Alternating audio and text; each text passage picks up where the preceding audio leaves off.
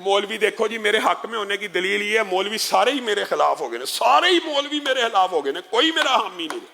یہ میرے حق پہ ہونے کی دلیل، یہ ذلت کی دلیل ہے، یہ رسوائی کی دلیل ہے،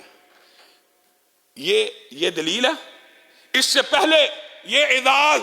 مرزا غلام احمد قادیانی کو حاصل ہوا کہ پوری امت اس کے خلاف اکٹھی تھی، اس کے بعد تو لعین اور بدبخت ایسا کہ پوری امت تیرے خلاف اکٹھی ہے، اور تو یہ اپنے آپ کو کریڈٹ دے رہا ہے، اپنے آپ کو سمجھ رہا ہے، اور یہ کہتا ہے میں فرقہ وریت نہیں پھیلا رہا۔ یہ فرقہ وریت نہیں ہے صحابہ کی توہین کرنا، رسول اللہ کی توہین کرنا، حضرت حسن کی توہین کرنا، انبیاء کی توہین کرنا، اسلاف کی توہین کرنا، تابعین کی توہین کرنا، قرآن پاک کی توہین کرنا،